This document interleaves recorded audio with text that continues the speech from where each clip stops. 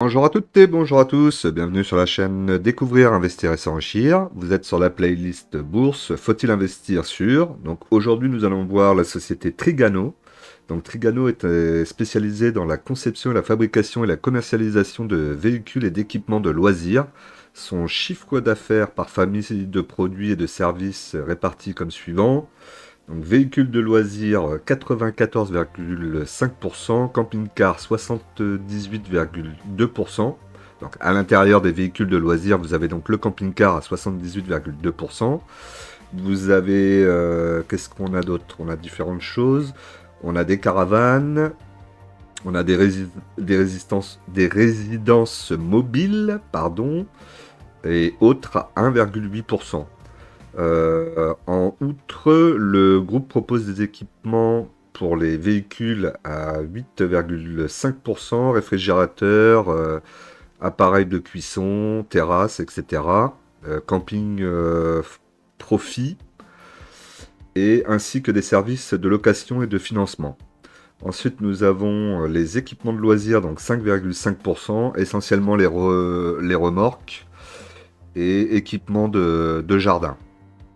Et on a quoi d'autre aussi? Équipement de camping, dans tout ce qui est tente et autres. Au niveau de la répartition géographique du chiffre d'affaires, donc en France 32,6%, l'Allemagne 24%, le Royaume-Uni 10,7%, l'Italie 6,5%, la Belgique, l'Espagne, les Pays-Bas, la Suède, la Suisse, le Danemark, la Norvège et autres. Donc on voit qu'il y a quand même une belle diversification au niveau de son business model, hein, au niveau de produits vendus, mais aussi en termes de géographie. Donc c'est plutôt intéressant par rapport à ça. On est sur la consommation cyclique au niveau du secteur. On a une très bonne note au niveau de l'investisseur, hein. On a 5 étoiles.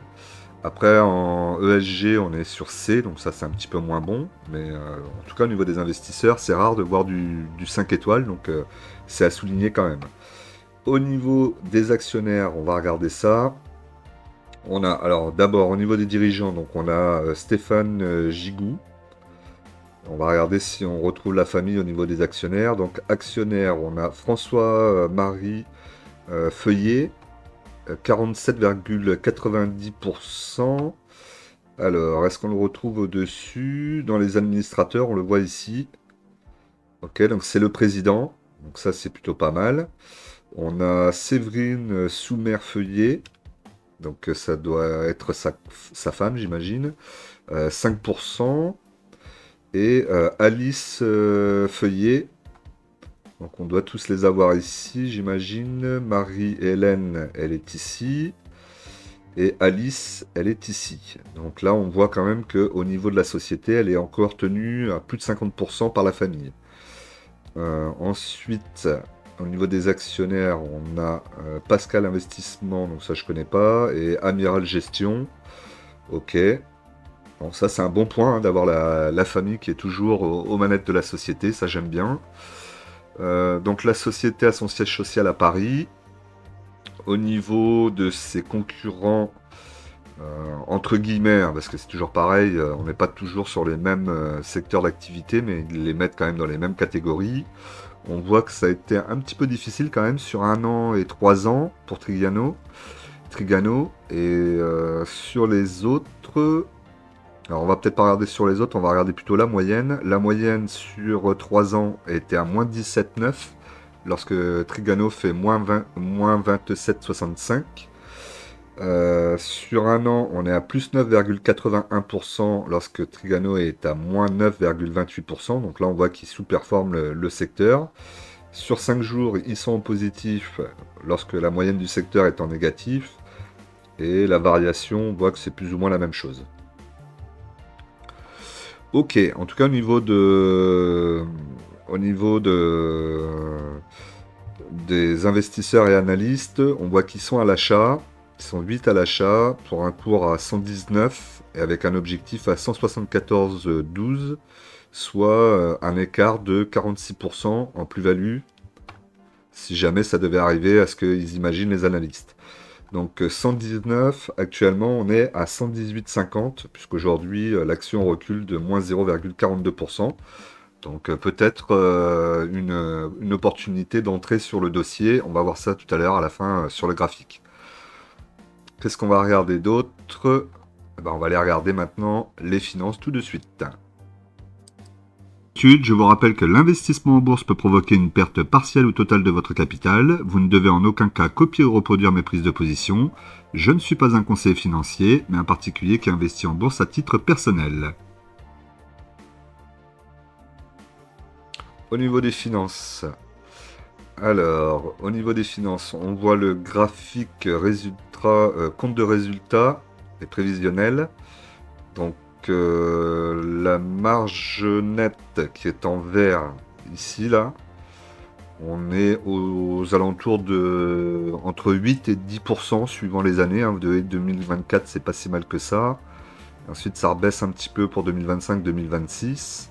Le chiffre d'affaires a bien augmenté en 2024, mais il baisse légèrement en 2025 pour reprendre un petit peu en 2026. On voit que aussi la marge d'exploitation est plutôt pas mal, au-dessus de 10. Donc ça, c'est plutôt pas mal. On a un PER 2024 à 6,24 fois les bénéfices, ce qui n'est pas énorme. On voit que pour 2025, c'est 7,41 fois les bénéfices. On a un rendement à 3,19 pour 2024, à 3,09 pour 2025. Donc là, on voit par contre que le dividende va baisser entre 2024 et 2025, mais il est quand même tout à fait correct. Si je regarde ici, donc le pourcentage qui est donné sur le dividende, on voit que ça ne dépasse jamais les 30%, donc ça c'est très bien, en tout cas depuis 2019. Donc très très bien. Il n'est pas trop élevé, donc ça peut se tenir, voire même s'augmenter à l'occasion.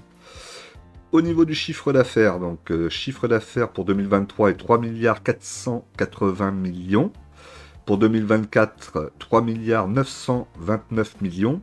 Donc on voit qu'il a augmenté. Et par contre, entre 2024 et 2025, on voit qu'il va baisser. Pour 2025, ils annoncent 3 milliards 698 millions. Donc on a une baisse et ensuite une nouvelle montée du chiffre d'affaires en 2026. Ça reste correct. Hein. Même la baisse entre 2024 et 2025, elle sera de moins 5,88%. C'est pas énorme. Ça peut baisser aussi de temps en temps. Ils ne peuvent pas faire que monter tout le temps. Au niveau de l'EBITDA, on subit plus ou moins la même chose. Alors, on a une baisse un peu plus importante quand même. Entre 2024 et 2025, on a moins 15,27%. Donc ça, faudra faire attention quand même.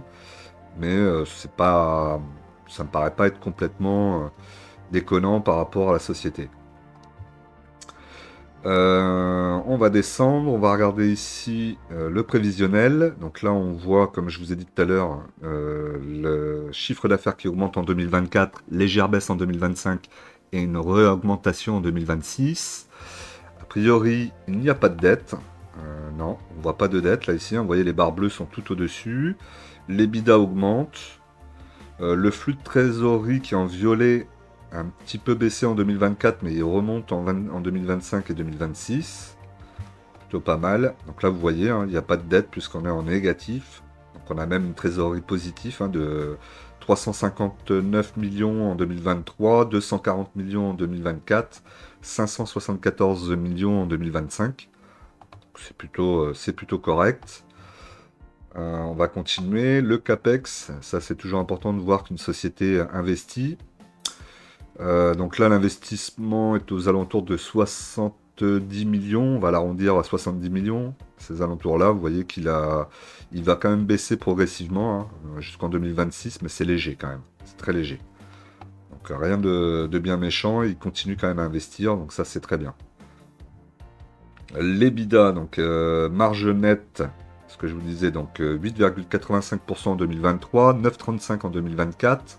8,38 en 2025 et 8,31 en 2026. Alors après, vous savez que pour 2024, 2025, 2026, ça reste toujours des projections, il faudra quand même le vérifier.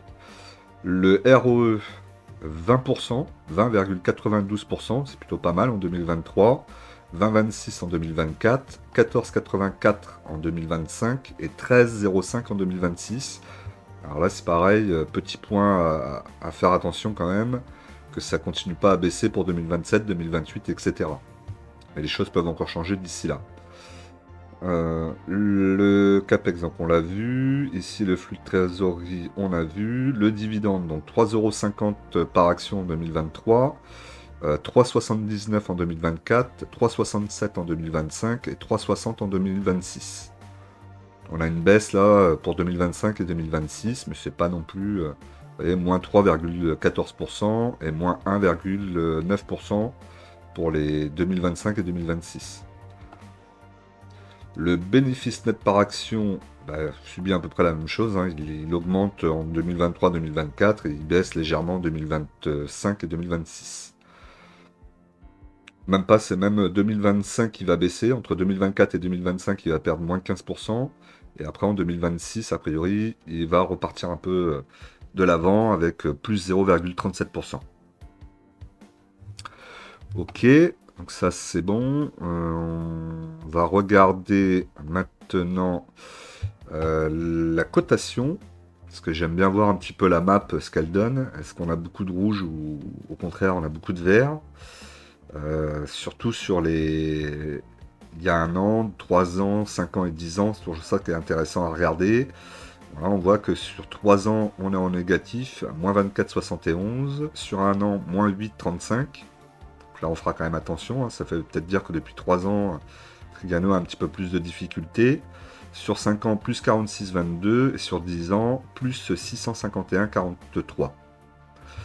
Au niveau des extrêmes de cours sur la semaine, on a fait du 115,40. Là, vous voyez qu'on est à 118, donc on n'est pas très très loin du plus bas de la semaine. Et un plus haut à 123,60. Et si on va chercher le plus haut historique, on a 193,90. Le plus bas sur 10 ans, 14,90. Bon, là, je pense qu'on n'y reviendra pas à ces niveaux-là. Mais peut-être un objectif sur 95-60. D'ailleurs, si mes souvenirs sont bons, j'avais eu une question lors d'une vidéo PEA. Vous m'aviez demandé, l'un d'entre vous m'avait demandé si c'était le moment d'acheter Trigano. On était en dessous des 100 €. Et je lui avais dit qu'on était, pour mon avis, en tout cas, dans un bon prix pour acheter. Alors, je ne sais pas si à l'époque il est rentré dedans. Mais s'il l'a fait, bon, j'espère qu'il est content aujourd'hui parce que c'était plutôt un bon prix, hein. On voit qu'en dessous des 100 €, ça devient intéressant. Donc il faudra peut-être attendre un retour en dessous des 100 €, ou pourquoi pas commencer à faire une ligne aujourd'hui à 115, 118, et ensuite continuer sa ligne dans le futur si ça baisse. Là, c'est à vous de voir comment vous préférez. Au niveau de sa valorisation annuelle, bon, il y a eu du vert, il y a eu du rouge, on a un peu de tout, hein, sur les dernières années. Si on remonte sur les dernières années, on va remonter là sur 10 ans. On a quand même plus de vert que de rouge, hein, puisque du rouge sur 10 ans, on en a eu en 2018, 2022 et 2024. Et 2024 n'est pas fini, donc on pourrait très bien refinir dans le vert à la fin de l'année. Plutôt pas mal là-dessus. Ensuite, on va aller regarder donc le graphique. Et voir si les graphiques nous donnent des opportunités ou pas. Alors, voyons voir un petit peu le graphique. Le temps que ça mouline.